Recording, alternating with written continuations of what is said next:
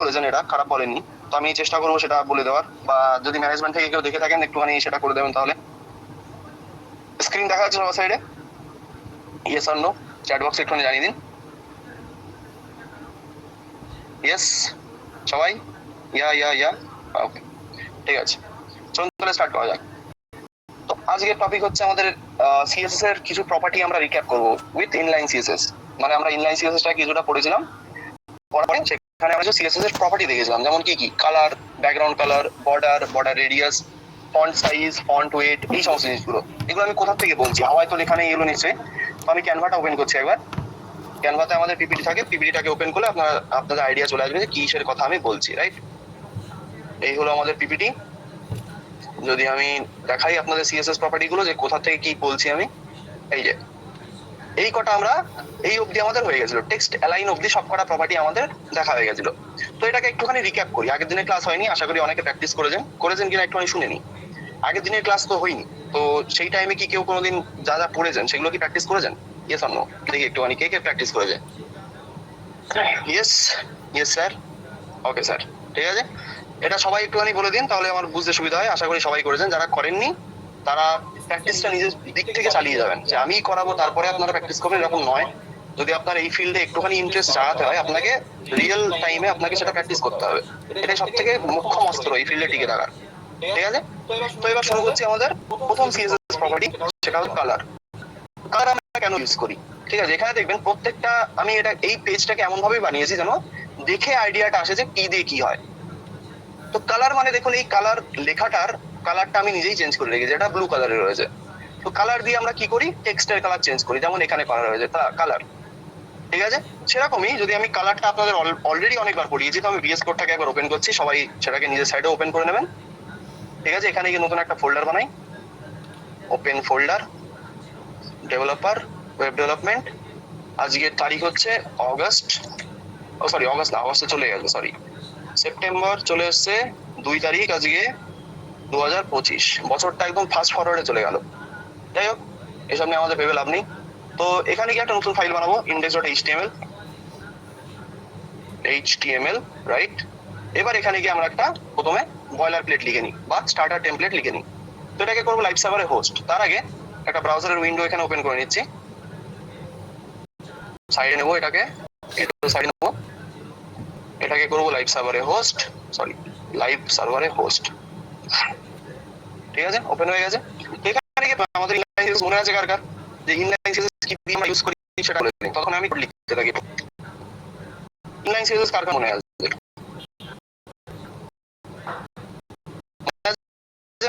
Yes, style. Style কি কি দিয়ে লিখি, সরি, স্টাইল কি ওটা? অ্যাট্রিবিউট, ট্যাগ নাকি? স্যার প্রেজেন্টেশনটা দিবেন না আমাকে? দিয়ে দিয়েছি অলরেডি, গ্রুপে চেক করুন, একটা পিন মেসেজ থাকবে হয়তো, সেখানে ওটা দেওয়া আছে, প্রথম দিন দিয়ে দিয়েছিলাম এটা, স্টাইল অ্যাট্রিবিউট, রাইট। তো ধরুন আমার এই ট্যাগের উপরে কালার প্রপার্টিটা অ্যাপ্লাই করতে হবে, যে কালার প্রপার্টি। তো আমি কি করবো, তার জন্য ইনলাইন সিএসএস লিখবো। আর ইনলাইন সিএসএস কি করে লেখা হয়, ইনলাইন সিএসএস লেখা হয় একটা অ্যাট্রিবিউট দিয়ে। স্টাইল লিখে এন্টার করবো, আমার সামনে একটা অ্যাট্রিবিউট চলে আসবে এইভাবে। তার আগে এআইটাকে বন্ধ করে দিন, নাহলে আবার জ্বালাবে। যাই হোক, তো style equal to double quotation. এবার এই ডাবল কোটেশনের মধ্যে আমাদের কি লিখতে হয়, আমি কি স্টাইল অর্থাৎ কি সৌন্দর্য এই H1 ট্যাগের উপরে অ্যাপ্লাই করতে চাই। যদি আমি এটাকে আপাতত সেভ করি, দেখবেন এখানে শুধু হ্যালো ওয়ার্ল্ড দেখাচ্ছে কালো কালারের। ধরুন এর কালারটা আমি চেঞ্জ করবো, সবার বেসিক স্টাইল বা সব থেকে বেসিক সিএসএস। তো এই স্টাইল যে আমাদের ডবল কোটেশন আছে, এর মধ্যে আমাদের কি লিখতে হবে, কালার। এটা হচ্ছে প্রপার্টির নাম। কালার লিখে এখানে দেখুন ভিএস কোড আপনাকে সাজেশন করছে, সাজেস্ট দিচ্ছে। তো এখানে গিয়ে যদি আপনি কালারে ক্লিক করেন তাও হয়, বা এন্টার করেন তাও হয়, বা এটাকে ম্যানুয়ালিও লিখতে পারেন। আমি শর্টকাটটা শেখাচ্ছি, কালার লেখার পরে জাস্ট এন্টার করবেন, অটোমেটিক কমপ্লিট করে দেবে আপনার। এখানে দেখুন একটা কোলন দিয়ে দিয়েছে, তার মাঝখানে একটা ফাঁকা আছে, তারপরে একটা সেমিকোলন আছে। তো এই যে কালারটা অটো কমপ্লিট করে দিল, এটাই আপনারা ইউজ করুন, সব থেকে তাড়াতাড়ি আপনি সিএসএস এখানে লিখতে পারবেন।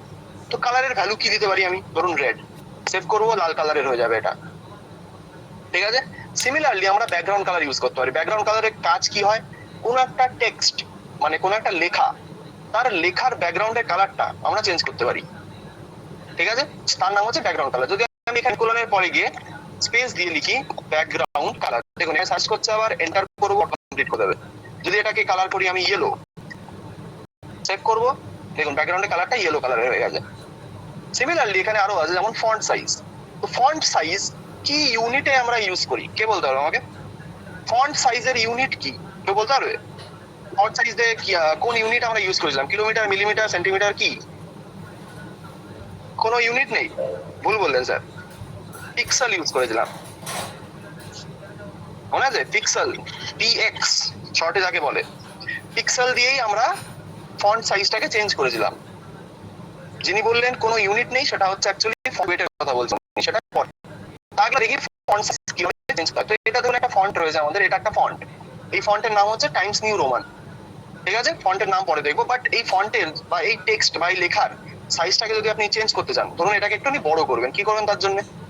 সিম্পল, এখানে যান, গিয়ে এখানে লিখুন ফন্ট ড্যাশ সাইজ, এন্টার করবেন, অটো কমপ্লিট করে দেবে। এবার এখানে গিয়ে আপনাকে পিক্সেলে একটা ভ্যালু লিখতে হবে, পিক্সেল। ধরুন আমি এখানে লিখবো 100 পিক্সেল, সেভ করবো, হঠাৎ করে এটা বড় হয়ে যাবে, ঠিক আছে? যদি এটাকে করি 10 পিক্সেল, এটা ছোট্ট হয়ে যাবে, ঠিক আছে? তাহলে এখানে কারোর মনে এই কোয়েশ্চেনটা কি এসছে? কোয়েশ্চেনটা শুনুন আগে, তারপরে বলবেন। কারোর মনে কি এই কোয়েশ্চেনটা এসছে, স্যার আমাদের যে H1 ট্যাগটা থাকে, সেই H1 ট্যাগের বাই ডিফল্ট ফন্ট সাইজ কত হয়? কেউ জানে? ফন্ট সাইজের বা সরি H1 ট্যাগের বাই ডিফল্ট যেটা আমরা দেখতে পাই, যে H1 ট্যাগের লেখাটা একটু বড় হয় সবসময়, কিন্তু ওর ফন্ট সাইজ কত হয় কেউ জানে? 12 পিক্সেল। 12 পিক্সেল তো অনেক ছোট, ওটা হয় হচ্ছে 32 পিক্সেল। কত হয়? 32 পিক্সেল। যদি আমি এটাকে 100% জুমে রাখি, এটা 100% জুমে নেই, এটা হচ্ছে 100% জুম।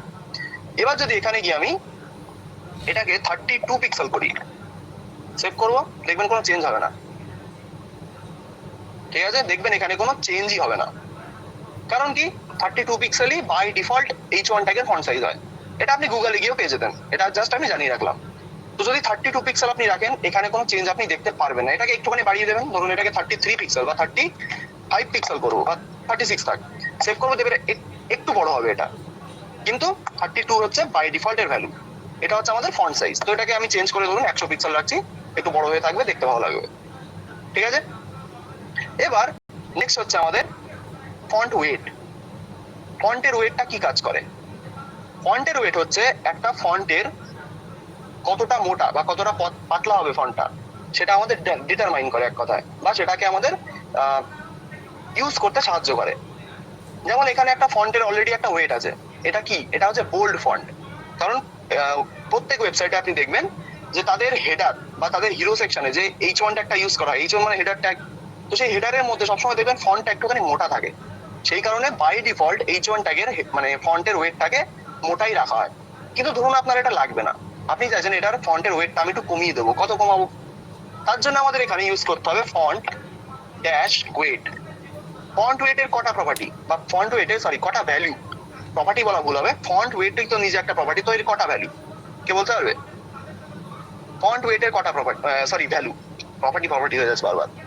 কটা ভ্যালু ফন্ট ওয়েটের? 3টে। সবাই ভুলে গেছেন, ঠিক আছে, কোনো ব্যাপার না। ফন্ট ওয়েটের টোটাল হচ্ছে 9টা ভ্যালু।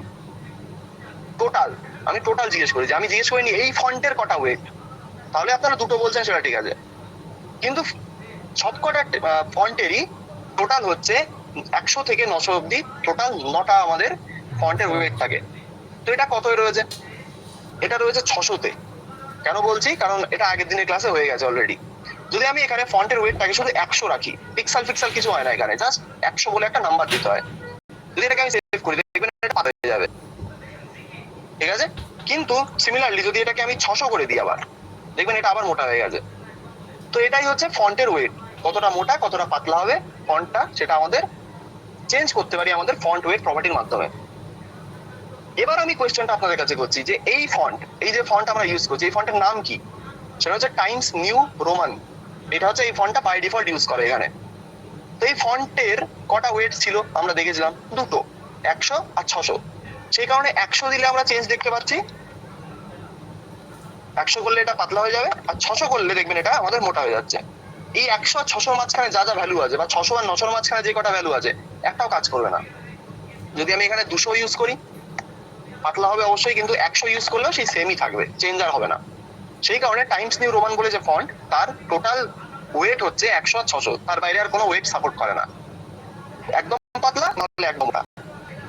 বললাম এর অন্যরকম ফন্ট আছে, রিয়েল লাইফও দেখতে পারবেন, প্রত্যেক ফন্টে ফন্ট ওয়েট আলাদা হয়।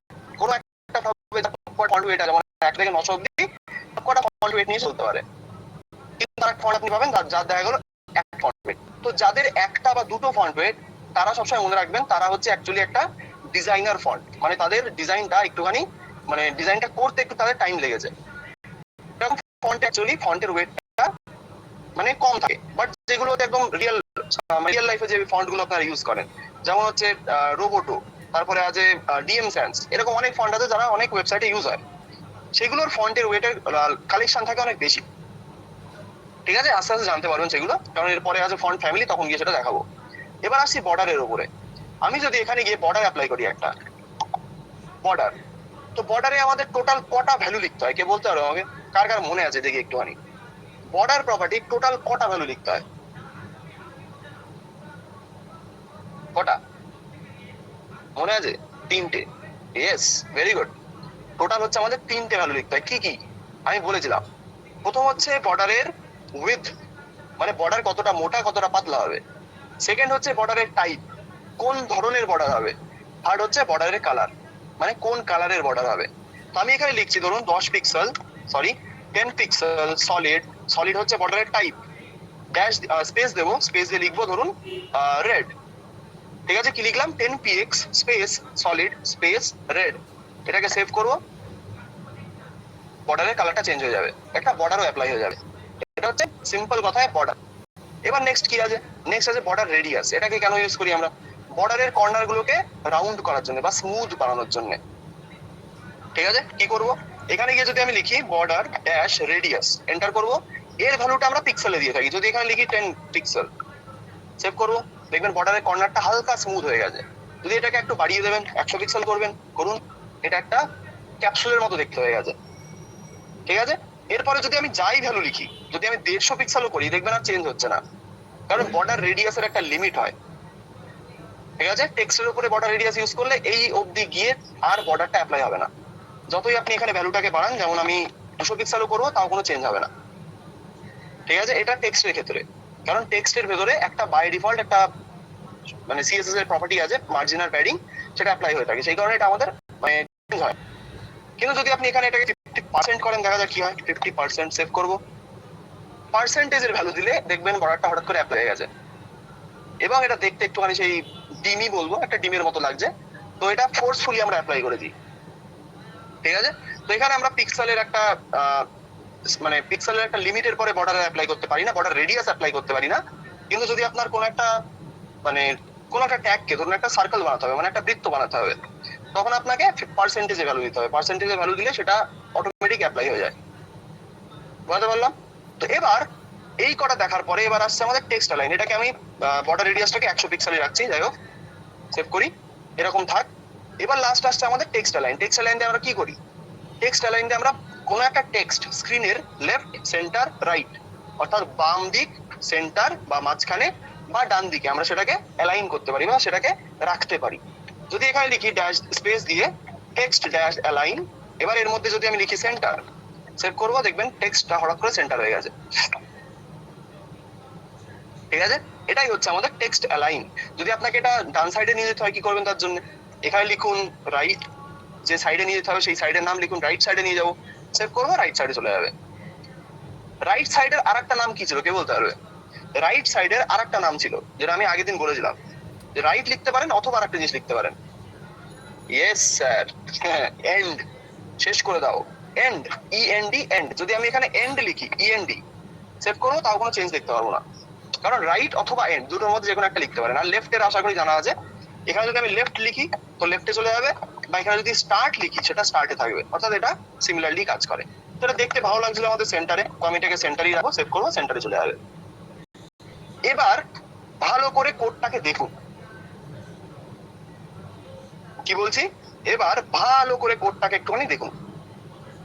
এই কোডটা যা আমি লিখলাম এতক্ষণ ধরে, দেখার পরে আপনার কি একটুখানি হলেও ফিল হচ্ছে যে স্যার এতখানি সিএসএস লিখলাম, লিখে না একটুখানি এটা মানে মনে হচ্ছে জ্যাম হয়ে গেছে জায়গাটা, বা এখানে একটুখানি সব লেখাগুলো মনে হচ্ছে এক জায়গায় একটুখানি, সে কি বলবো, আমার ওয়ার্ড আসছে না মুখে, বাট এটা দেখে মনে হচ্ছে যেন এক জায়গায় সব মানে জড়ো হয়ে গেছে এবং দেখতে একটা সেই ভাঙাচোরা একটা বিল্ডিং এর মতো দেখতে হচ্ছে। তাই তো? মানে এটা দেখতে খুবই বাজে লাগছে, এতগুলো সিএসএস আমরা সিএসএস এর প্রপার্টি এক জায়গায় লিখে রেখেছি। সেটা দেখতে অনেক বড় লাগছে অবশ্যই, কিন্তু তার সাথে দেখে মনে হচ্ছে এখানে ট্রাফিক জ্যাম হয়ে রয়েছে। কার কার মনে হচ্ছে জিনিসটা দেখি? কারোর কি মনে হচ্ছে দেখে যে এখানে স্যার একটু মনে হচ্ছে ট্রাফিক জ্যাম হয়ে রয়েছে, সব প্রপার্টি এক জায়গায় আমরা লিখে রেখেছি? খুবই বাজে লাগছে দেখতে, তাই না? হ্যাঁ, হিজিবিজি লাগছে, অ্যাবসলিউটলি এটা হিজিবিজির মতো দেখতে।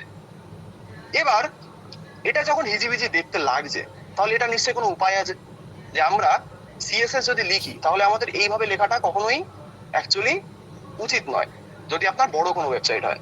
এটা ছোটখাটো জিনিসের জন্য চলে। তো এবার আমরা শিখবো হচ্ছে আমাদের নেক্সট যেটা মেথড, অর্থাৎ সিএসএস ইউজ করার আর একটা আমাদের বলতে পারেন মেথড আছে, তার নাম হচ্ছে ইন্টারনাল সিএসএস। এই যে ইন্টারনাল সিএসএস সেকেন্ড মেথড, আমরা শিখেছিলাম এটা ইনলাইন সিএসএস, যেটা আমরা এখন ইউজ করছি। এবার আসছি আমাদের ইন্টারনাল সিএসএস এর উপরে। ইন্টারনাল মানে হচ্ছে যেটা আমাদের এইচটিএমএল ফাইলের ভেতরেই থাকবে, বাট সেটাকে আমরা একটা ট্যাগ দিয়ে লিখবো আলাদা করে। কি বলছি দেখুন, এখানে লেখা আছে যে সিএসএস আমরা এইচটিএমএল ফাইলের ভেতরেই স্টাইল বলে একটা ট্যাগ দিয়ে ব্যবহার করি। স্টাইল একটা ট্যাগ বানাবো আমরা এবার। এতক্ষণ ধরে অ্যাট্রিবিউটে কাজ করছিলাম, এই যে এটা একটা অ্যাট্রিবিউট, একটা ট্যাগের। এবার আমরা একটা ট্যাগ আলাদা বানাবো স্টাইল বলে, সেই ট্যাগের মধ্যেই আমাদের সিএসএসটা থাকবে। ঠিক আছে? এখানে দেখুন দুজন বলছে স্যার কি যে বলে বুঝি না, চলুন এক্সপ্লেন করা যায়, সবই বুঝিয়ে বলবো অবশ্যই। এখানে যে কোডটা আপনি দেখতে পাচ্ছেন, কোডটাকে একবার চোখ বুলিয়ে নিন, এখানে কি ডিফারেন্ট লাগছে আপনার?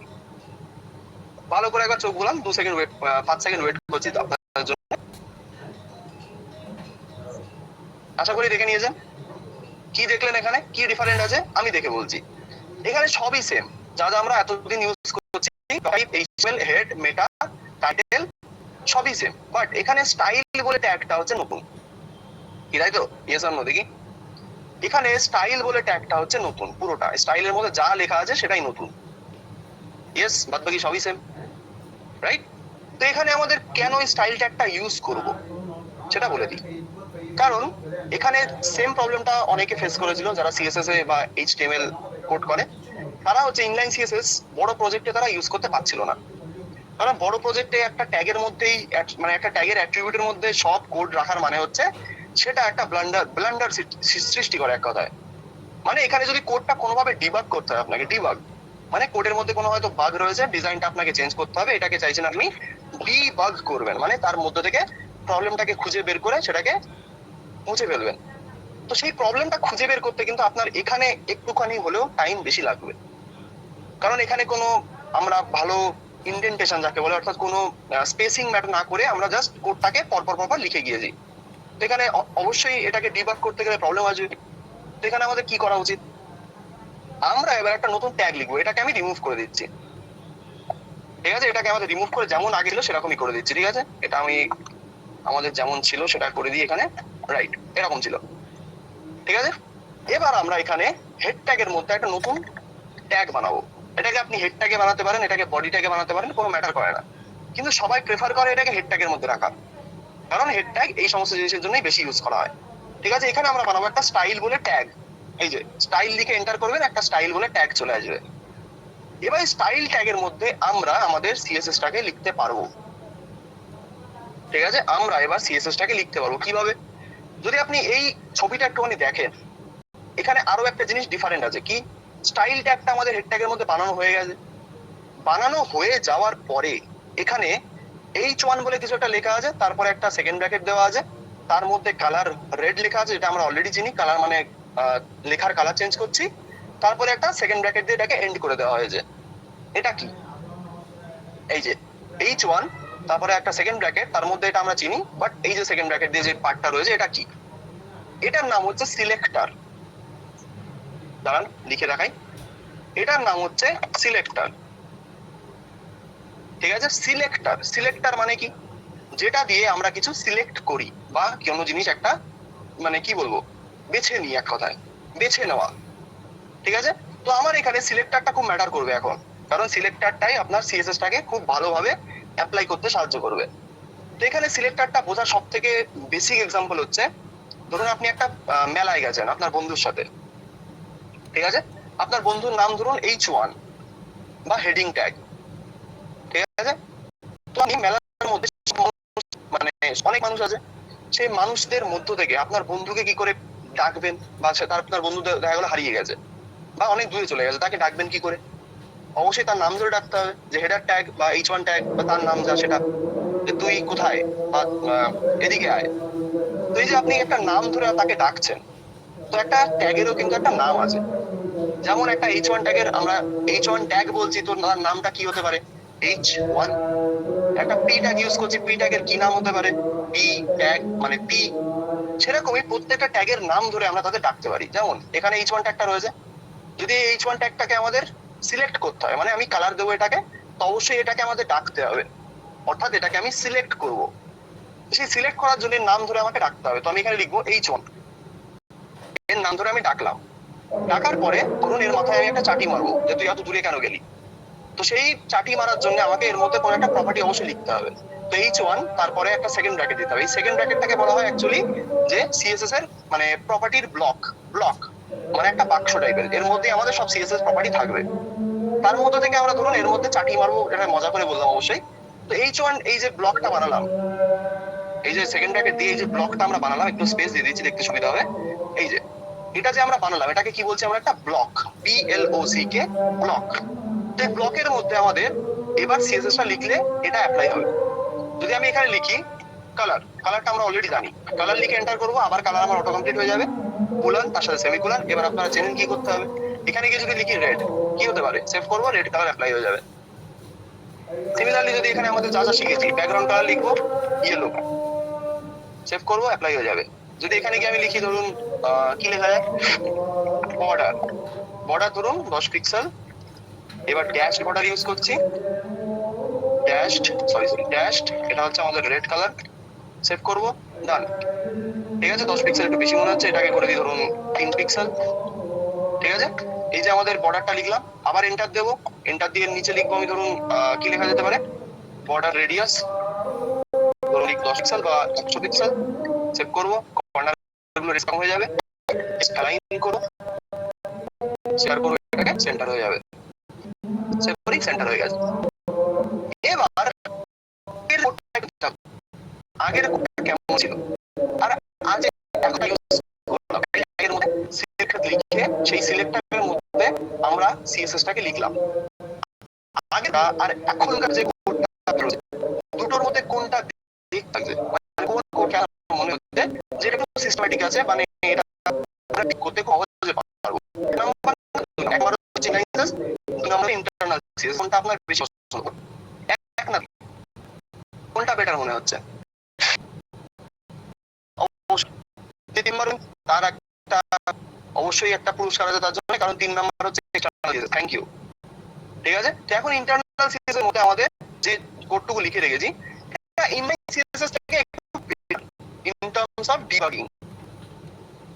ঠিক আছে, এটা আমাদের ডিবাগ করবে, মানে এটা যদি আমাদের একটুখানি সলভ করতে হয় কোডের মধ্যে প্রবলেম, তো এটা ইনলাইন সিএসএস থেকে একটুখানি বেটার। একটুখানি বলছি কারণ এর থেকেও বেটার ওয়ে আছে। ঠিক আছে, এটা একটুখানি বেটার। ওকে, ধরুন এখানে একটা পি ট্যাগ আমি বানাচ্ছি, নতুন একটা ট্যাগ বানাই, পি। পি লিখে ধরুন এর মধ্যে লিখছি লরেম, এন্টার করবো, লরেম ইপসাম এখানে চলে আসবে। বা আর একটু বড় কিছু নেওয়া যায়, ধরুন এখানে 500 লিখবো, এন্টার করবো, 500 ওয়ার্ডের একটা লরেম ইপসাম চলে আসবে। ঠিক আছে, এবার যদি আমি এখানে পি ট্যাগটাকে সিলেক্ট করতে চাই, কি করবো তার জন্য? H1 এর যে সেকেন্ড ব্র্যাকেট রয়েছে, এরপরে একটা স্পেস দেবেন, মানে একটা এন্টার প্রেস করবেন বা লাইন গ্যাপ দেবেন, দেওয়ার পরে পি লিখবেন। ঠিক আছে, পি লিখে যদি এন্টারও করেন, এটা অটোমেটিক সিলেক্ট করে, যাই হোক। এবার এই সেকেন্ড ব্র্যাকেট পরে ধরুন এটার আপনি কালার চেঞ্জ করতে যাচ্ছেন, কি করবেন তার জন্য? আবার লিখুন কালার, লিখুন রেড, রেড না, এবার অন্য কিছু দেওয়া যায়, ধরুন গ্রিন। সেভ করবো, গ্রিন কালারের হয়ে যাবে। দেখতে খুবই জঘন্য লাগছে, আমাকে জাজ করার দরকার নেই, সব ফিক্স হবে এক এক করে, বাট এটা গ্রিন কালার লিখলে গ্রিন অ্যাপ্লাই হয়ে যাচ্ছে এখানে। যদি এটার উপরে আমি একটা বর্ডার অ্যাপ্লাই করতে চাই, লিখবো বর্ডার ধরুন 1 পিক্সেল সলিড। যদি আমি কোনো কালারের নাম দিই, অটোমেটিক একটা ব্ল্যাক কালারেরই এটা অ্যাপ্লাই হয়, ব্ল্যাক না সরি, এটা গ্রিন কালারের, মানে বর্ডারে আমাদের টেক্সটের যে কালার থাকে, তো বর্ডার কালার অটোমেটিক নিয়ে নেয় যদি আমাদের টেক্সটের কালার মেনশন করা থাকে। যেমন এখানে 1 পিক্সেল সলিড লিখলাম, আমি কোনো কালার দেইনি, কিন্তু এটা অটোমেটিক গ্রিন কালারে নিয়ে নিয়েছে। যদি এটাকে আমি ধরুন রেড করবো, দেখবেন রেড কালারের বর্ডার অ্যাপ্লাই হবে, দেখুন অটোমেটিক নিজের থেকেই চেঞ্জ হচ্ছে। ঠিক আছে, কিন্তু আপনি যদি চান যে ধরুন এটা একটা প্রো টিপ বলতেন, যে কালার এরকম থাকবে আর সলিড বর্ডারের কালার ধরুন ধরুন ইয়েলো থাকবে, সেভ করবো, দুটোকে আপনি আলাদা করে চেঞ্জ করতে পারবেন। কিন্তু যদি শুধু টেক্সটের কালার লিখে রাখেন, তাহলে এটা অটোমেটিক্যালি বর্ডারের কালারটাও সেই হিসেবেই চেঞ্জ করে। এটাকে গ্রিন করছি, তোকে একটু কম প্রেশার পড়বে। ঠিক আছে, তো এখানে থার্ড যে প্যারামিটারটা বা থার্ড যে ভ্যালুটা দিয়েছিলাম বর্ডারের কালার, সেটা আপনি নাও দিতে পারেন, ওটা অটোমেটিক টেক্সটের কালার থেকে নিয়ে নেয়। কিন্তু যদি টেক্সটের কালার আর বর্ডারের কালার আপনি ডিফারেন্ট দিতে যাচ্ছেন, তখন সেই বর্ডারের প্রপার্টিটা ওখানে ইউজ করুন। গেল, অনেকখানি বকলাম, ঠিক আছে? তো ইন্টারনাল সিএসএসটাকে আমরা অনেকখানি দেখলাম। এবার ইন্টারনাল সিএসএসটা কি স্যার আরো কিছু নতুন আছে এর মধ্যে, যে আরো কোনো নতুন প্রপার্টি এর মধ্যে আমরা ইউজ করব? করলে করতেই পারি, এরপরে যা আছে সেগুলো আপনি এখানেও ইউজ করতে পারবেন, কিন্তু সেটা আমি এখানে দেখাবো না। এটা আমাদের ইন্টারনাল সিএসএস এর মধ্যে এইটুকুই হচ্ছে ইন্টারনাল সিএসএস। মানে হেড ট্যাগের মধ্যে আপনি স্টাইল লিখলেন, স্টাইল লিখে আপনার যার সিলেক্টর, সেই সিলেক্টর গুলোকে এখানে লিখলেন, লিখে আপনি স্টাইল ট্যাগটাকে দিলেন ক্লোজ করে। মানে আপনার শুধু এই পার্টের মধ্যে সিএসএসটাই থাকছে, এইটুকুর মধ্যে, এই যে, ঠিক আছে? এবার এর প্রবলেমটা বলি, এরও একটা প্রবলেম আছে। ইয়েস, যেটা আমি ভালো ভালো বলছিলাম, এত সবাই বললেন 2 নম্বর ভালো, অবশ্যই। তো এর একটা প্রবলেম আছে, ক্লাসিক প্রবলেম। প্রবলেমটা কি? প্রবলেমটা হচ্ছে আমার এখানে এইচটিএমএল যেটুকু রয়েছে, দেখুন এখানে এইচটিএমএল আছে আমাদের 28 নম্বর থেকে ধরুন কত নম্বর অব্দি, এটা 65 নম্বর লাইন অব্দি। তো 65 - 28, আমি আমার মাথাটাকে দৌড়তে চাই না, আমি এটাকে ক্যালকুলেট করি। 65 - 28 আমাদের হচ্ছে 37 লাইনের টোটাল হচ্ছে আমাদের এইচটিএমএল। এবার 37 লাইনের এইচটিএমএল আছে, তার সাথে এখানে 10 থেকে আমাদের 21 অব্দি 11 লাইনের সিএসএস রয়েছে। তো 37 লাইনের এইচটিএমএল, 11 লাইনের সিএসএস। এবার এটা কিন্তু সবসময় হয় না, সিএসএস এর লাইন কম থাকবে, এইচটিএমএল আপনার বড় হবে সিএসএস থেকে, এটা কখনো হয় না। কেন হয় না? কারণ আপনার ওয়েবসাইট এইটুকু কোনোদিন হবে না যে শুধু এইটুকু একটা ওয়েবসাইট, একটা লেখা, তার মধ্যে এরকম কিছু একটা টেক্সট রয়েছে বর্ডার দেওয়া, এটা কখনোই হবে না। কি হতে পারে তার বদলে, সরি, সেটা হচ্ছে যদি কোনো একটা আপনার পুরো ফুল ফ্লেজড একটা ওয়েবসাইট আপনি বানান, সেখানে সবসময় এইচটিএমএল সিএসএস এর থেকে ছোট থাকবে। ধরুন এইচটিএমএল আছে 500 লাইনের, কিন্তু সিএসএস সেখানে 500 লাইনের রয়েছে। এটা হয়, এটাই হয় অ্যাকচুয়ালি। যদি আপনি পুরো একটা ওয়েবসাইট সম্পূর্ণ নিজের থেকে একদম কাস্টম মেড বানান, তাহলে এইচটিএমএল ধরুন 500 লাইনের, সেখানে সিএসএস হবে আপনার 1500 লাইনের।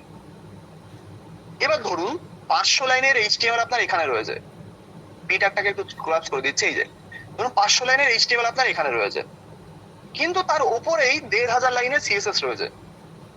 তাহলে আপনার কোডটাকে ডিবাগ করতে বা কোডটার আপনি যদি মা বাপ খুঁজতে চান, তাহলে আপনার কতটা টাইম ওয়েস্ট হবে একটুখানি ভাবুন।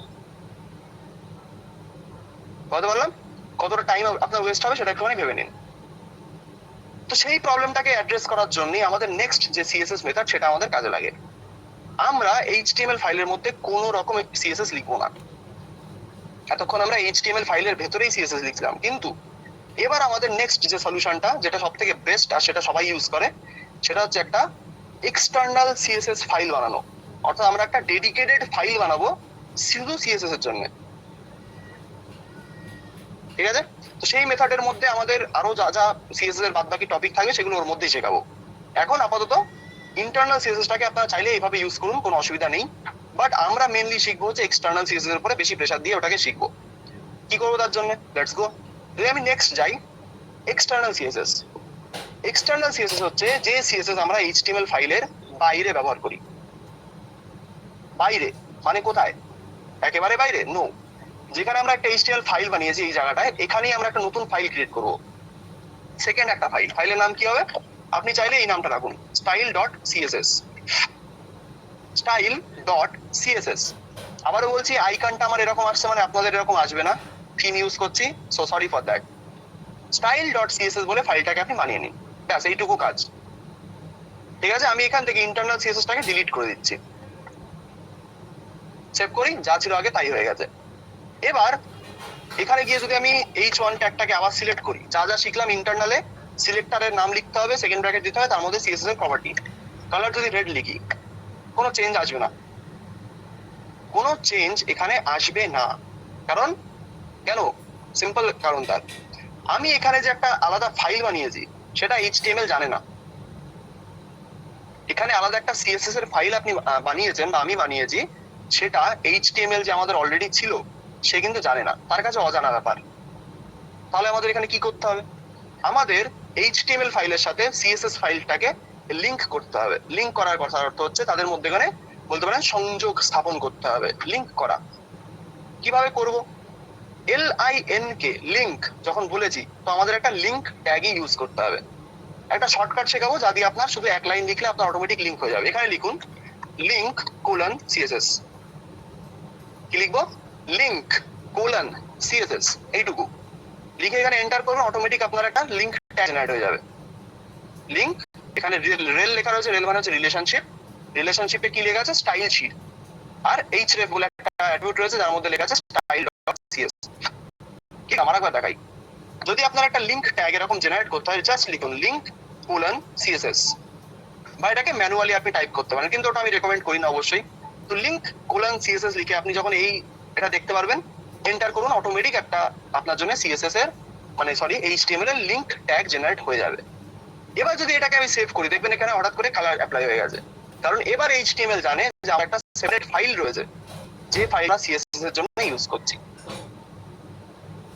বুঝতে পেরেছি? এবার আমাদের শুধু CSS এর মধ্যে CSS থাকবে, HTML এর মধ্যে শুধু HTML থাকবে। Best option. আপনার HTML ফাইলটাও ক্লাটার হবে না, মানে CSS এর জন্য ভারী হবে না। আপনার একটা সেপারেট ফাইল থাকছে, সব থেকে ভালোভাবে আপনারা ওখানে CSS টা লিখতে পারবেন। এবার যারা এখানে CSS ফাইলের নাম চেঞ্জ করেছে, ধরুন নিজের নামে করেছে ওটাকে, যে আমি এখানে করছি windil.css, সরি OINDIL.css, তো এখানে CSS অবশ্যই অ্যাপ্লাই হবে না, কারণ কি, যদি index.html আসেন, এখানে দেখবেন ফাইলের নামটা style.css লেখা আছে। ঠিক আছে, এটাকে যদি আপনি চেঞ্জ করে windil.css করে দেন, আবার এটা অ্যাপ্লাই হয়ে যাবে। তো নামটা দেখে নেবেন, যে স্যার বলবেন যে স্যার এটা আমি লিখলাম কিন্তু আমার অ্যাপ্লাই হচ্ছে না, তো এখানে কি নাম দিয়েছেন আর এখানে কি নাম আছে এই href এর মধ্যে, সেটা একবার দেখে নিয়ে তারপরে ওটাকে চেক করবেন যে এটা ঠিকঠাক ভাবে কাজ করছে কিনা। বোঝাতে পারলাম কি বলছি? ইয়েস অর নো দেখি। ক্লিয়ার হয়েছে ব্যাপার? কি করে এটাকে এক্সটার্নালি ইউজ করবো, জাস্ট ইজি ব্যাপার, কিচ্ছু না। যারা বুঝে গেছেন, তাহলে নেক্সট কিছু প্রপার্টি শিখি। আমি এটার নাম style.css করবো, কারণ এটাই সব থেকে বেস্ট। windil.css দিয়ে কোনো লাভ নেই অ্যাকচুয়ালি, style.css রাখবো, আর এখানে গিয়েও নামটাকে আমি style.css করবো। সেভ করি, দ্যাটস বেটার। এখানে আমাদের সিলেক্টরটা থাকবে, যেভাবে আমরা ইন্টারনাল CSS এ ইউজ করলাম এটাকে, H1 লিখে তারপরে আমাদের কালারটা অ্যাপ্লাই করছি, সে সবই সেমই থাকবে, শুধু এটা আমাদের একটা সেপারেট ফাইলে আমরা ইউজ করছি, এইটুকুই হচ্ছে ডিফারেন্স, আর কিচ্ছু না। তাহলে এইটুকু যদি আমরা জেনে গিয়ে থাকি, এবার আমরা আসছি আমাদের এই ছোট্ট একটা টপিকের উপরে, যে ছোট প্রজেক্টের জন্য ইনলাইন CSS, বা সিম্পল কোয়েশ্চেন হচ্ছে কোন CSS আমরা কখন ইউজ করব। এই কোয়েশ্চেনটা তো আগে ছিল, এই যে স্যার কোনটা কোথায় ব্যবহার করবো, অর্থাৎ ইনলাইন, ইন্টারনাল, এক্সটার্নাল, এই তিনটে CSS কে আমরা কোন কোন জায়গায় ইউজ করবো সেটা একবার বলে দিই। এটা ক্লিয়ার করে নেক্সট আমরা টপিকে যাচ্ছি। যদি আপনার ছোট্ট একটা প্রজেক্ট থাকে, ছোট্ট প্রজেক্ট, ইনলাইন CSS আপনারা ইউজ করুন। ছোট্ট প্রজেক্ট বলতে কি, ইমেল টেমপ্লেট, ইমেলের টেমপ্লেট যদি আপনারা বানাতে চাইছেন, তার জন্য আপনার বেশি CSS লিখতে হয় না, কারণ একটা ইমেল কেমন দেখতে হয়, খুবই বেসিক, খুবই হালকা ফুলকা তার মধ্যে ডিজাইন থাকে। সেটাকে ডিজাইন করার জন্য আপনাদের বড় CSS লিখতে হবে না অবশ্যই, তার জন্য আমরা ইনলাইন CSSটাকে ইউজ করতে পারি। যেমন আপনারা কি জানতেন যে ইমেল HTML এ লেখা হয়? যদি আমি জিমেলে যাই, ধরুন mail.google.com এ যাবো, এখানে যদি আমার সেকেন্ড ইমেলটাকে ওপেন করি, আমার সেকেন্ড একটা ইমেল আছে, প্রাইমারি ইমেলটা অবশ্যই দেখাবো না আপনাদের। সেকেন্ড ইমেলে যদি যাই, এর মধ্যে শুধু এই ছাতা মাথা ইমেলই পড়ে থাকে। ধরুন এটা, এই যে টপিক বা এই যে ইমেলটা, ইমেলের যে আপনি স্ট্রাকচারটা দেখতে পাচ্ছেন, এখানে কিছু একটা লেখা আছে সেমরাশ, তারপরে এখানে এক্সপ্লোরিং টপিকস, এখানে সেন্টার করা আছে এটাকে, এখানে এটা লেখা আছে, তারপরে এখানে একটা ছবি এরা ইউজ করেছে, এটা একটা ছবি। তো কেউ ভাববেন না যে স্যার এটাকে HTML তে বানানো, নো স্যার। কিন্তু এই পুরো যে ইমেল, এই যে পুরো ইমেলটাকে আপনারা দেখতে পাচ্ছেন, এই পুরো ইমেলটাই একটা HTML। ইয়েস, HTML কে ইমেলের জন্য ইউজ করা হয়। বিশ্বাস না হলে আমি দেখাবো, আরো ইমেল দেখাচ্ছে কিছু। যেমন হচ্ছে এখানে GPT-5 ফর ফ্রি, এই যে ChatGPT যে ইমেলটা আপনারা দেখতে পাচ্ছেন, খুবই মিনিমাল একটা ডিজাইন, মানে খুবই সিম্পল একটা ডিজাইন এখানে করা হয়েছে, কিচ্ছু নেই এর মধ্যে। ChatGPT লেখা, এটা একটা ইমেজ, GPT-5 একটা বাটন, তারপরে এই যে আমাদের UL ট্যাগ, তারপরে এখানে কিছু লেখা আছে, এখানে টেক্সট, এটা একটা অ্যাঙ্কার ট্যাগ রয়েছে, দেখেই বুঝতে পারছি। তারপরে এখানে আমাদের বেস্ট ChatGPT টিম, আর নিচে একটা ফুটার বানানো। ফুটারটাও আমাদের ইমেজ না অবশ্যই, এটা আমাদের ডিজাইন করা, কিন্তু তার জন্য অল্প একটু CSS এরা লিখেছে। এবার এটা কি, এটা হচ্ছে HTML। বিশ্বাস না হয় যদি ইন্সপেক্ট করি, এখানে দেখবেন এটা আমাদের ইমেলটা অনেক বাইরে চলে যাবে অবশ্যই, তো এটাকে আরেকটুখানি আমার ওপেন করতে হবে। দেখুন সব HTML, এই যে টেবিল ট্যাগ এরা ইউজ করেছে পুরো এই স্ট্রাকচারটা বানানোর জন্য। আর তার মধ্যে দেখবেন এখানে স্টাইল অ্যাট্রিবিউট এরা ইউজ করেছে, এই যে display, inline block, padding, font wait, font size, যা যা আমরা ছিলাম সেগুলো। তো ইনলাইন সিএসএসটাকে এরকম ছোট ছোট প্রজেক্টের জন্য ইউজ করা হয়। একটা ইমেলের টেমপ্লেট বা ইমেলের ডিজাইন করার জন্য আমরা সিএসএস বা ইনলাইন সিএসএসটাকে ইউজ করি। এটা জানতেন ইমেল এইচটিএমএল এ লেখা হয় কেউ? ইয়েস অর নো দেখি। জানতেন কেউ এটা? যে যেসব কোম্পানি আপনাকে ইমেল পাঠায় সেগুলো ডিজাইন কি দিয়ে করে? সিএসএস আর এইচটিএমএল, সিম্পল, আর কিচ্ছু না। বলতে পারলাম? তো সিএসএস আর এইচটিএমএল এর মধ্যে এই এইচটিএমএলটার মধ্যে কি সিএসএস ইউজ করেছে এরা? একটা ইমেল যখন কোনো কোম্পানি আপনাকে পাঠায় তার সাথে একটা আলাদা ফাইল নিশ্চয়ই পাঠাবে না যে সিএসএসটাকে লোড করতে হবে আলাদা করে। তার জন্য এইচটিএমএল এর মধ্যেই সিএসএসটাকে ঢুকিয়ে দেয়। তার জন্য বেস্ট অপশন কি? ইনলাইন সিএসএস, কারণ এখানে সিএসএস এর জন্য বেশি খাটনি করতে হয় না। ঠিক আছে? সেকেন্ড অপশন হচ্ছে ইন্টারনাল সিএসএস। কখন ইউজ করব? ছোট থেকে মাঝারি প্রজেক্টের জন্য, কারণ এটাও এইচটিএমএল ফাইলের মধ্যেই আমরা লিখি। কেমন হতে পারে? এখানে দেখুন যেমন লেখা আছে basic coming soon page. Basic coming soon page কি? যদি আপনি সার্চ করেন গুগলে গিয়ে, গুগলে যান, সার্চ করুন কামিং সুন, আরে এম কোথায়, coming soon page. Coming soon page গুলো কেমন দেখতে হয় আমি ড্রিবলে গিয়ে দেখাচ্ছি। এখানে অনেক অপশন পেয়ে যাবেন।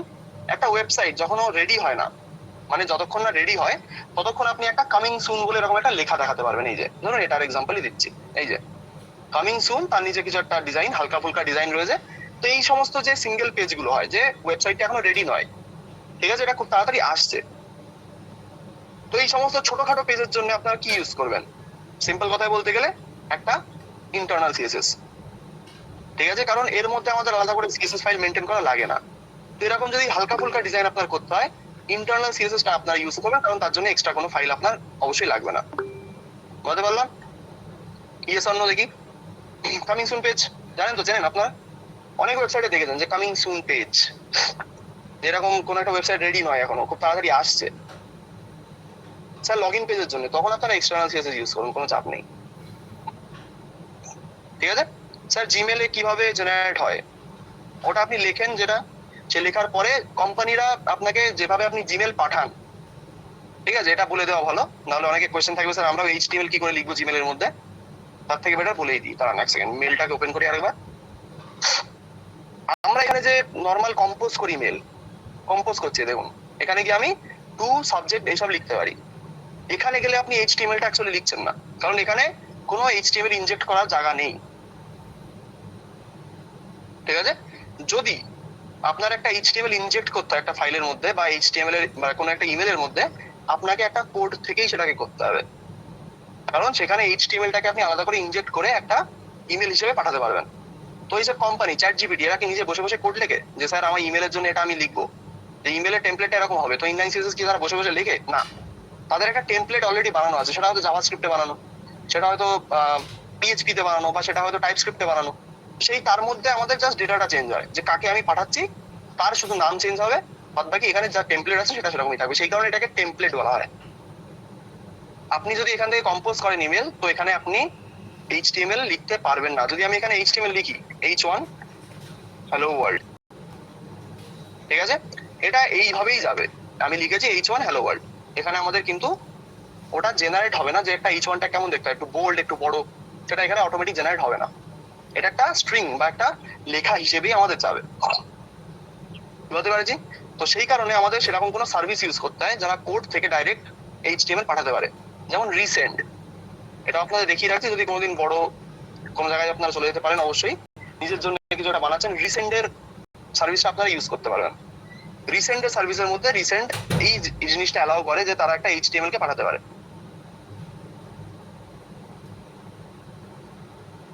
বলতে পারলাম? ইয়েস অর নো দেখি। ক্লিয়ার হয়েছে? রিসেন্টের ওয়েবসাইটটা দেখবেন খুব ভালো করে বানিয়েছে এরা।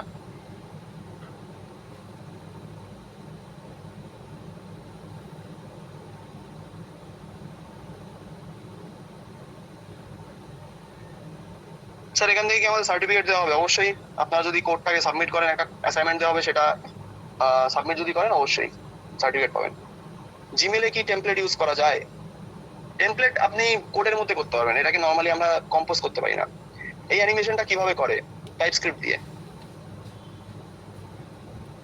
ঠিক আছে, বলতে পেরেছি? এটাই হচ্ছে আমাদের নর্মাল কিভাবে এইচটিএমএলটাকে ইনজেক্ট করি, তার জন্য এরকম একটা সার্ভিস ইউজ করতে পারবেন। ওয়েবসাইটটা গিয়ে দেখবেন, খুব ভালো একটা ওয়েবসাইট, হাই লেভেলের ওয়েবসাইট, গিয়ে আপনারা চেক করতে পারেন। গেল, যাই হোক, তবে এক্সটার্নাল সিএসএস আসা যাক। কাজের কথায় আসি, ঠিক আছে?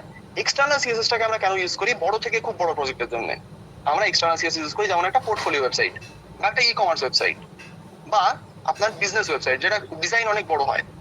যদি আপনার বড় থেকে বড় প্রজেক্ট হয়, বড় থেকে খুব বড় প্রজেক্ট হয়, তাহলে আপনারা এক্সটার্নাল সিএসএসটাকে প্রেফার করবেন, কারণ এটাকে ডিবাগ করা সহজ। আপনি মাল্টিপল ফাইল বানাতে পারবেন প্রত্যেক পেজের জন্য। এটা হচ্ছে ইউজ করা সব থেকে ম্যান্ডেট, মানে সব থেকে বেশি রেকমেন্ডেড, বুঝতে পারলাম। কারণ ডিজাইন যখনই বড় হয়ে যাবে তখন আপনাকে একটা আলাদা ফাইল মেনটেন করলে আপনার ডিবাগিং ক্যাপাবিলিটি বেশি ভালো হবে অবশ্যই। এইটুকুই হচ্ছে বলার। এবার চলুন কিছু টপিক দেখা যাক আমাদের নেক্সট কি কি আমাদের শিখবো। প্রথমে হচ্ছে আজকের দিনে আমরা নতুন প্রপার্টি যেটা শিখবো সেটা হচ্ছে ফন্ট ফ্যামিলি, অর্থাৎ আপনি একটা ফন্টকে কিভাবে চেঞ্জ করতে পারবেন। দাদা ক্লাস 7টায় স্টার্ট করলে ভালো হয়, এখন দিন লম্বা হয়ে গেছে। সবার তো প্রবলেম ছিল, সেই কারণে 7:30 হয় স্যার, সরি। কি বললাম? Font family. ফন্ট ফ্যামিলি কি করে? আপনি চাইলে একটা ওয়েবসাইটের মধ্যে ফন্টটাকে চেঞ্জ করতে পারবেন। মানে আমার ওয়েবসাইটে অলরেডি একটা ফন্ট এখানে অ্যাপ্লাই করা আছে, দেখুন। এটা এই ফন্টের নাম কি বলেছিলাম? এই ফন্টের নাম ছিল হচ্ছে টাইমস নিউ রোমান। এবার চাইলে আমরা এই ফন্টটাকে চেঞ্জ করতে পারবো কিভাবে, চলুন দেখাই তাহলে। আমরা এই H1 ট্যাগের ফন্টটাকে আগে চেঞ্জ করে দেখি। তো এর মধ্যে আমি একটা স্পেস দেবো, মানে একটা এন্টার করবো, পরে আমি এখানে লিখবো font dash family. Font family লেখার পরে ভিএস কোড দেখবেন আপনাকে অনেক সাজেশন দিচ্ছে। Courier New, Franklin Gothic, Gill Sans, Lucida Sans, Segoe UI, Times New Roman, তারপরে হচ্ছে ট্রেবুচেট এমএস, এরকম অনেক রকম ফন্টের নাম এখানে দেখবেন দেখাচ্ছে, ঠিক আছে? যদি এটা আপনি কোনোভাবে মিস করে দেন, ধরুন এটা হঠাৎ করে গায়েব হয়ে গেছে এরকম করে, আপনি আবার ওটা পাচ্ছেন না, তাহলে কি করতে হবে? এখানে যে কোলানটা দেখতে পাচ্ছেন না, এই কোলানটাকে একবার রিমুভ করবেন, মানে ব্যাক স্পেস দিয়ে এটাকে রিমুভ করবেন, করে আবার কোলান দেবেন, দেখবেন আবার এখানে সাজেশন আপনাকে দিচ্ছে। তো এখান থেকে ধরুন আমি নতুন একটা ফন্ট অ্যাপ্লাই করবো, কুরিয়ার নিউ। এটাকে ক্লিক করবো, এখানে কুরিয়ার নিউ ফন্টের জন্য যা যা দরকার সেটা এখানে অ্যাপ্লাই হয়ে যাবে। কুরিয়ার নিউ, তারপরে কমা দিয়ে কুরিয়ার, কমা দিয়ে মোনোস্পেস, ঠিক আছে? এটা ফন্ট ফ্যামিলি চেঞ্জ করার জন্য এই জিনিসগুলো লাগে। যদি এটাকে সেভ করি, দেখবেন আমার ফন্টটা হঠাৎ করে এখানে চেঞ্জ হয়ে গেছে।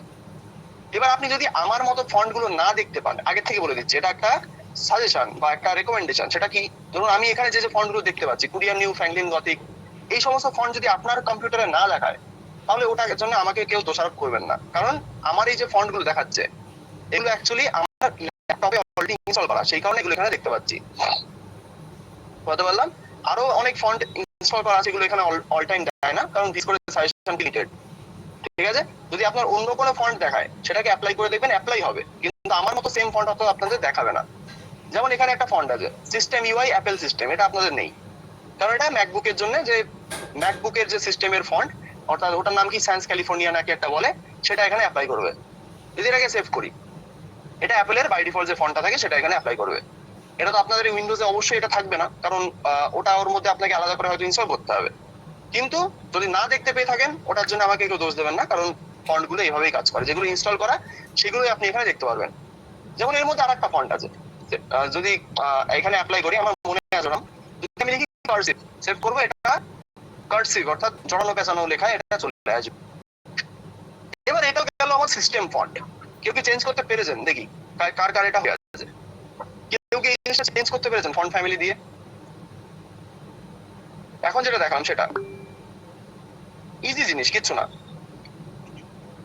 ঠিক আছে? সবারই থাকবে, সবার ওর মধ্যে ওখানে দেখবেন দেখা যাচ্ছে। থ্যাংক ইউ যারা যারা বললেন, হয়েছে যখন, খুব ভালো। এবার এখানে যে ফন্ট গুলো আপনারা দেখতে পাচ্ছেন, আপনার কাছে কি শুধুমাত্র এই কটা ফন্টেই, মানে ফন্টেরই কি অপশন আছে? নো স্যার, এখানে টাইমস রোমান এগুলো নেই। হ্যাঁ, টাইমস রোমান এখানে আছে, খুব ভালো। আপনার কাছে কি এই কটা ফন্টেরই শুধু অপশন রয়েছে? না। তাহলে আপনি বলবেন স্যার আমরা বাইরের থেকে কি করে ফন্ট অ্যাপ্লাই করতে পারবো? এক হতে পারে আপনি বাইরের থেকে ফন্টটাকে নিয়ে এসে ইনস্টল করুন, বা সেটাকে এখানে একটা ফন্টস বলে ফোল্ডারের মধ্যে রেখে দিন, রেখে তারপরে সেটাকে এই সিএসএস এর মধ্যে অ্যাপ্লাই করুন, সেটা হয়। কিন্তু আমরা অত খাটনিতে যাব না, আমরা সিম্পলি গুগল থেকে ফন্ট তুলবো, ফন্ট গুলো তুলে এখানে এসে এটাকে অ্যাপ্লাই করবো। সব থেকে সিম্পল মেথড। কি করবো তার জন্য? সিম্পলি চলে যাবেন fonts.google.com, আগের দিন দেখিয়েছিলাম, fonts.google.com, এন্টার করবো, ওয়েবসাইট ওপেন হয়ে যাবে। এবার ওয়েবসাইটটা ওপেন হলে এখানে যে ফন্ট আপনার ভালো লাগবে, আমার এখানে দুটো ফন্ট অলরেডি অ্যাড করা আছে, আমি দিয়ে রিমুভ করে দিচ্ছি। আবার প্রথমে যাবো যেখানে ছিলাম, এখানে গেলে যে ফন্টটা আপনার পছন্দ হচ্ছে, কোন ফন্টটা আমার পছন্দ হচ্ছে দেখি একটু অনেক চুজ করে। ইংলিশের ফন্ট অবশ্যই তুলবেন, বাংলাও এখানে আছে, হিন্দি আছে, অনেক রকম ফন্ট আছে। ধরুন এই ফন্টটা আমার ল্যাপটপে ইনস্টল করা নেই, ধরুন এই ফন্টটা আমার ওয়েবসাইটে অ্যাড করতে হবে, কি করবো তার জন্য? ক্লিক করুন, ক্লিক করে এখানে যে দেখতে পাচ্ছেন এইরকম কিবোর্ডের মতো দেখতে ফন্ট, ঠিক আছে, এটাকে আপনি নিজের ওয়েবসাইটে কি করে অ্যাড করবেন? এখানে দেখুন ওপরে গিয়ে গেট ফন্ট বলে একটা বাটন রয়েছে, গেট ফন্ট খুঁজে দেখুন, অবশ্যই থাকবে। গেট ফন্টে ক্লিক করলে এখানে এটা যেমন আপনারা ফ্লিপকার্ট অ্যামাজনে শপিং করেন ঠিক সেরকম এখানেও গেট ফন্ট করলে এটা একটা কার্টে অ্যাড হয়ে যায়। দেখুন এটা হচ্ছে কার্ট, যেমন শপিং করেন আপনারা সেরকমই, কিন্তু এখানে টাকা পয়সা পে করতে হয় না, ঠিক আছে। এখানে যদি এই ফন্টটাকে আপনি ইউজ করেন, এখানে কিছু কিছু জিনিস লেখা আছে কি করে এটাকে ইউজ করতে হয়, ব্লা ব্লা ব্লা, অনেক কিছু পড়ে দেখতে পারেন, কিন্তু আমার অত কিছু পড়ার দরকার নেই। আমি এখানে গেট ফন্ট করলাম, করার পরে এখানে দেখবেন দুটো button, get embed code, download all. আপনি এই ফন্টটাকে ডাউনলোড করতে পারবেন বা এটাকে ডাইরেক্টলি আপনার কোডের মধ্যে এমবেড করতে পারবেন বা ইউজ করতে পারবেন। তো আমার কাছে বেস্ট অপশন এটা, গেট এমবেড কোড। ক্লিক করবো, নতুন একটা পেজ ওপেন হবে।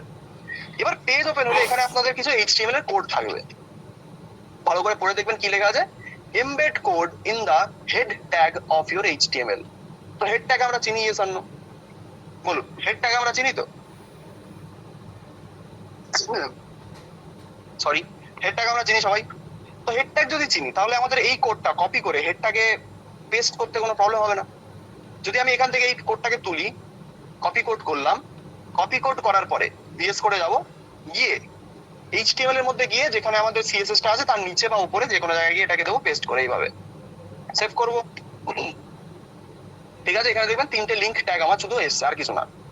লিংক ট্যাগের মধ্যে সব পড়ে দেখতে পারেন কি লেখা আছে, রেল লেখা আছে, প্রি কানেক্ট, তারপরে এখানে রেল লেখা আছে, প্রি কানেক্ট, এখানে দেখবেন ক্রস অরিজিন বলে অনেক অ্যাট্রিবিউট লেখা আছে। এগুলো আমি এক্সপ্লেন করছি না এখন, কারণ এগুলো আমাদের বোঝার এখন দরকার নেই, ঠিক আছে। এখানে যে কোডটা কপি করে পেস্ট করলেন ব্যাস এইটুকু করলে আপনাদের 90% কাজ ডান। আর 10% কাজ কি আছে?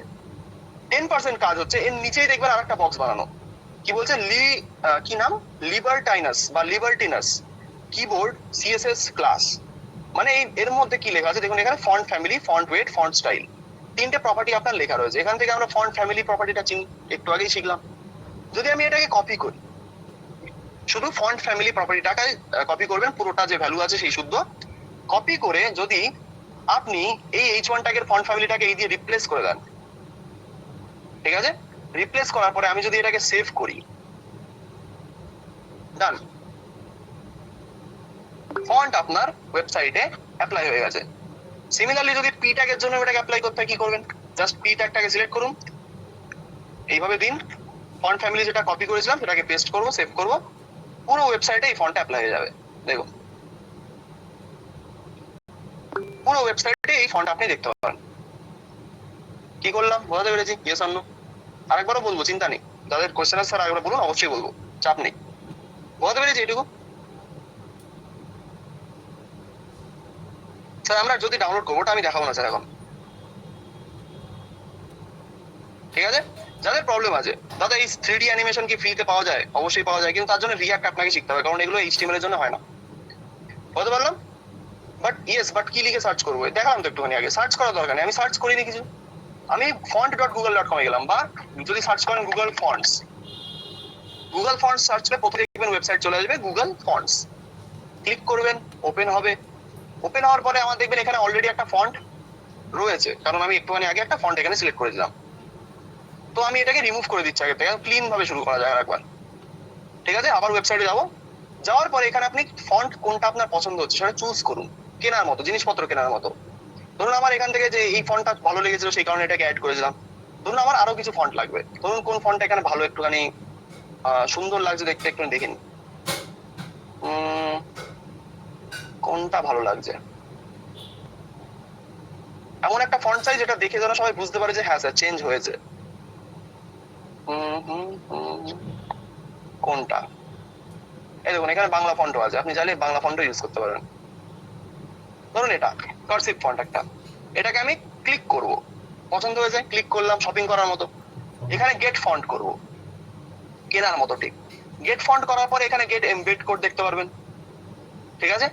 গেট এমবেড কোডে ক্লিক করবেন, করার পরে এখানে দেখবেন দুটো অপশন দেখাচ্ছে, দুটো বক্স দেখাচ্ছে এখানে। এখানে রয়েছে একটা embed code in the head tag of your HTML, তো এটাকে কপি করব, কপি করে এইচটিএমএল এ যাব, গিয়ে অলরেডি আমার যেটা রয়েছে এটাকে আমি কেটে দিচ্ছি, এটাকে আমি রিমুভ করে দিচ্ছি, কারণ অন্য একটা ফন্ট যেহেতু ইউজ করব। রিমুভ করে দিয়ে যেটা কপি করলাম সেটাকে এবার এখানে পেস্ট করে দেবো, ঠিক আছে। করার পরে সেভ করবো, আমার যে ফন্টটা এখানে ছিল সেই ফন্টটা অ্যাপ্লাই হবে না, কারণ ওই ফন্টটা আমার এখানে নেই, ঠিক আছে? তো যে ফন্টটা আমি ইউজ সবে নিয়ে আসলাম সেই ফন্টটার জন্য কি করতে হবে তার নিচে লেখা আছে, দেখুন ডান্সিং স্ক্রিপ্ট হচ্ছে ফন্টের নাম। তো এটাকে ইউজ করার জন্য আপনাকে এই ফন্ট ফ্যামিলিটাকে তুলতে হবে। কপি করুন এটাকে, ঠিক আছে? ফন্ট ফ্যামিলি প্রপার্টির সাথে যে ভ্যালুটা আছে ওটাকে কপি করুন। কপি করে স্টাইল ডট সিএসএস এ গিয়ে যে কোনো একটা পি ট্যাগে হতে পারে বা H1 ট্যাগে হতে পারে, যে কোনো একটা সিলেক্টরের মধ্যে গিয়ে ফন্ট ফ্যামিলিটাকে পেস্ট করে দিন। আমি দুটোতেই করছি, করলাম পেস্ট। যদি এটাকে সেভ করি, আপনার ওয়েবসাইটে সেই ফন্ট যেটা নিয়ে আসলাম গুগল ফন্টস থেকে সেটা আপনার অ্যাপ্লাই হয়ে যাবে। বুঝতে পেরেছি? জাস্ট শপিং যেভাবে করেন সেই শপিং করার মতো জিনিস, পুরো ইনস্ট্রাকশন ওয়েবসাইটেই দেখতে পারবেন সবকিছু। বুঝতে পেরেছি? ক্লিয়ার? সরি স্যার, রিপ্লেস এর শর্ট কি? আমি রিপ্লেস করছি, যে সিলেক্ট করে ওটা কন্ট্রোল ভি করে দিচ্ছি। রিপ্লেস আমি করার কোনো শর্ট কি নেই,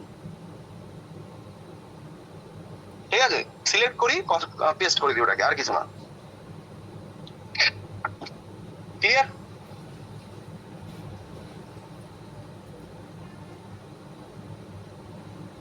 স্যার ফন্ট কিভাবে ডাউনলোড করব? ডাউনলোডের অপশন ওখানে দেখতে পাবেন, ডাউনলোড অপশন ক্লিক করলে ডাউনলোড হয়ে যাবে, ঠিক আছে? এখানে দেখবেন ডাউনলোড করার অপশন রয়েছে। ব্যাক করবেন একবার, ব্যাক করলে এখানে ডাউনলোড অল লেখা আছে, ক্লিক করলে ফন্টের ফাইলটা আপনার ডাউনলোড হবে, জিপ ফাইল ডাউনলোড হবে একটা, এই যে ডান্সিং স্ক্রিপ্ট জিপ। এটাকে যদি ওপেন করি আমি, এর মধ্যে দেখবেন কিছু ফাইল থাকবে এদের। সরি, এটাকে ডাবল ক্লিক করতে হবে। এই যে ডান্সিং স্ক্রিপ্টের মধ্যে ফন্টে যে টিটিএফ বলে যে ফাইল থাকে, এই টিটিএফ ফাইলটা এখানে দেখতে পেয়ে যাবেন। এটা এইভাবে ডাউনলোড করে, আর কিছু না।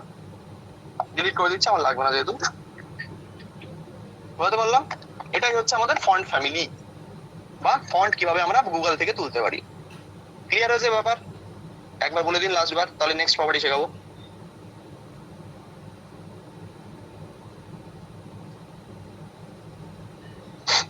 জি রাইট। স্যার ফন্ট ডাউনলোড করে একটু দেখান। ফন্ট ডাউনলোড করে স্যার সরি আমি দেখাতে পারবো না ওটা, কারণ ওর জন্য সিএসএস এর একটুখানি আর একটু খাটনি করতে হয়, সেটা আমাদের টপিকের মধ্যে এখন নেই, পরে গিয়ে দেখিয়ে দেবো কোনোদিন। বা ইউটিউবে যেতে পারেন, ইউটিউবে প্রচুর ভিডিও পেয়ে যাবেন, ওটা নিয়ে কোনো টেনশন নেই। এটা হচ্ছে সব থেকে কুইকেস্ট মেথড, কি করে এটাকে একটা ফন্ট আপনি এরকম করে ইউজ করতে পারেন, কুইকেস্ট মেথড যাকে বলে, ঠিক আছে? তো এবার আসছে আমাদের নেক্সট টপিক, সেটা হচ্ছে উইথ আর হাইট। উইথ আর হাইট কি? উইথ আর হাইট হচ্ছে সিম্পল কথায় আপনার ওয়েবসাইটের ভেতরে কোন এলিমেন্ট বা কোন ট্যাগ আপনার কতটা চওড়া জায়গা নিয়ে থাকবে বা কতটা লম্বা জায়গা নিয়ে থাকবে, সেটাই হচ্ছে উইথ আর হাইটের কাজ, ঠিক আছে? ধরুন এখানে আমি একটা ডিফ ট্যাগ বানাবো, ভালো করে দেখবেন কি করছি। এটা আমাদের এই ট্যাগটাকে আমি রিমুভ করে দিচ্ছি, কারণ এটা আমাদের লাগবে না এখন। ধরুন এখানে কি আমি একটা ডিফ ট্যাগ বানাবো, ঠিক আছে? ডিফ ট্যাগ বানানোর পরে আমি চাইলে এই ডিফ ট্যাগটাকে একটা বর্গক্ষেত্রে পরিণত করতে পারি। বুঝতে পারলাম? একটা বর্গক্ষেত্রে আমি পরিণত করতে পারি, বা একটা আয়তক্ষেত্র বানাতে পারি, বা একটা বানাতে পারি, বানাতে পারি, কিন্তু তার জন্য একটু তার প্রপার্টি ভালো করে জানতে হবে, সেটা পরে। এটাকে আপাতত আমরা একটা স্কোয়ারে চেঞ্জ করি। মানে স্কোয়ার মানে কি? মানে হচ্ছে বর্গক্ষেত্র। তো আমি এখান থেকে কিছুটা সিএসএস রিমুভ করে দিচ্ছি, এখানে ডিফটাকে সিলেক্ট করব। সিলেক্ট করার পরে এর মধ্যে গিয়ে লিখবো উইথ, WIDTH, আরে উইথ WI, ঠিক আছে? উইথ এর প্রপার্টির ভ্যালু কি হতে পারে? এর ভ্যালু আমরা দিয়ে থাকি পিক্সেলসে। যদি এখানে লিখি আমি 400 পিক্সেল, ঠিক আছে? আর এর হাইট যদি লিখি আমি 400 পিক্সেল, সেভ করব, কিছুই দেখতে পারবেন না স্ক্রিনে। কেন দেখতে পারবেন না? কারণ এটা যে দেখার জন্য যে কালারটা লাগে সেটাই নেই। এটা বাই ডিফল্ট আমাদের বডি ট্যাগের যে কালার, হোয়াইট কালার, সেটাই নিয়ে নিয়েছে। তো এটাকে আমাদের একটা ব্যাকগ্রাউন্ড কালার দিতে পারি আমরা।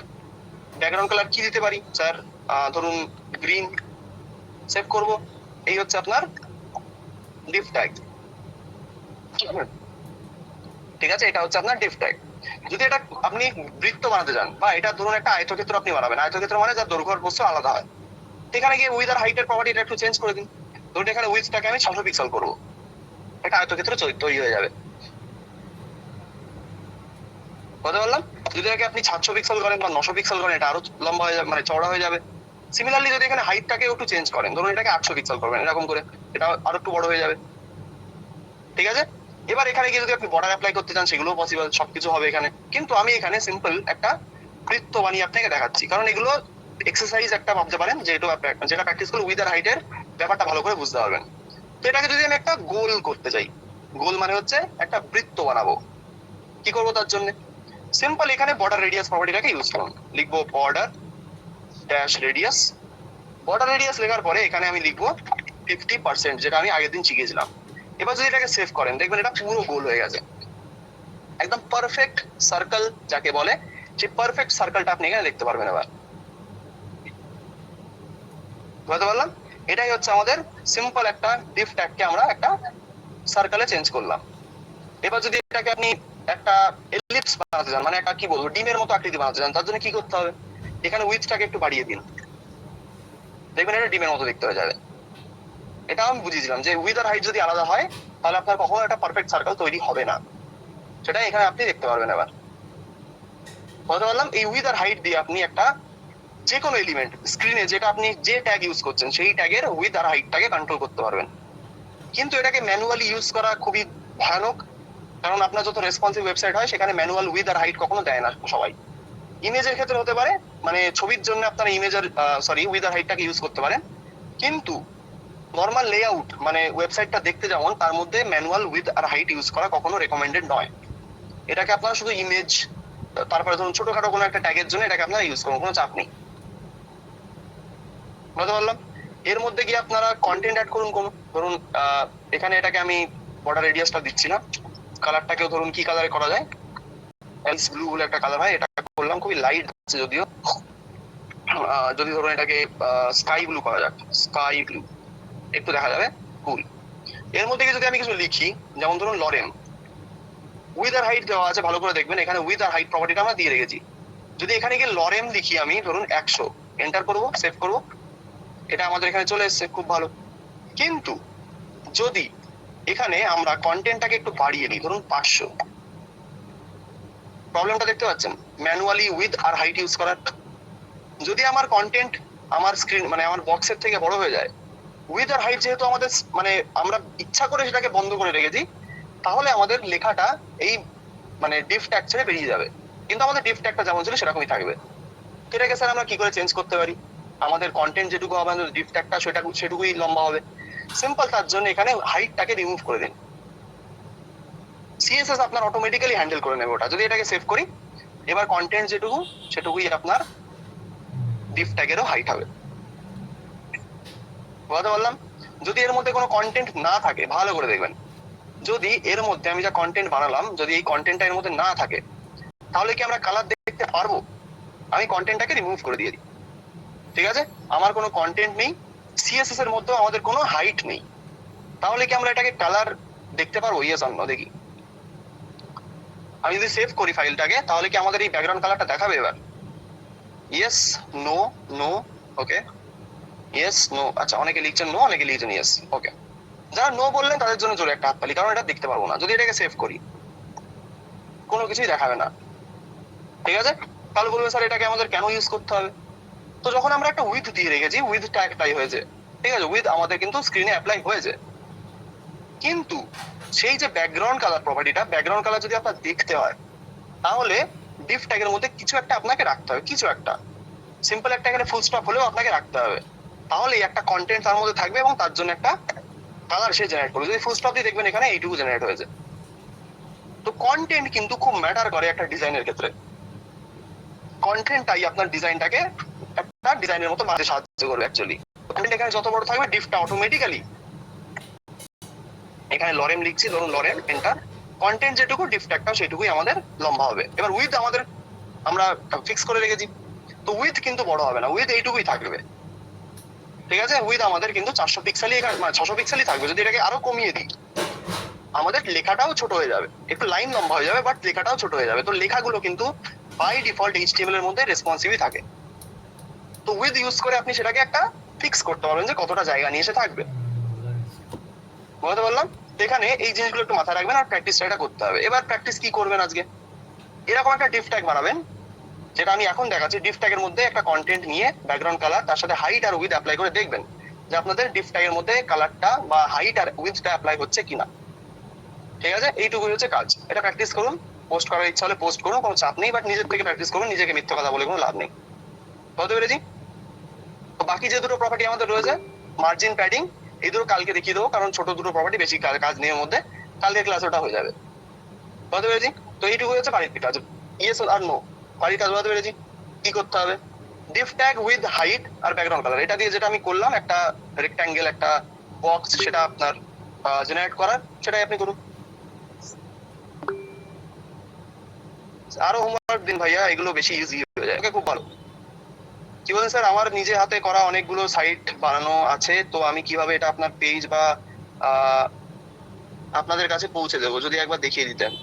ওটাকে হোস্ট করুন, হোস্ট করে তারপরে আমাকে দিয়ে দিন, লিংক দিয়ে দিন, এটাই হচ্ছে বাবা বলার। ঠিক আছে, বাড়ির কাজ হচ্ছে ডিফ ট্যাগ বানান, ডিফ ট্যাগ বানিয়ে উইথ আর হাইট অ্যাপ্লাই করুন। ঠিক আছে, উইথ আর হাইট অ্যাপ্লাই করে ব্যাকগ্রাউন্ড কালার দিয়ে দিন, দেখুন যে ওটা চেঞ্জ হচ্ছে কিনা। তারপরে বর্ডার রেডিয়াস দিয়ে ওটাকে গোল বানাতে পারেন, ডিম বানাতে পারেন, সেটা আপনার ইচ্ছা, সেটা দিয়ে আমাকে গ্রুপে দেখিয়ে দেবেন, এটাই হচ্ছে বিষয়। ক্লিয়ার? আসুন একটু কথা বলে নেওয়া যাক। ক্লাস বিষয়ে যাদের কোশ্চেন আছে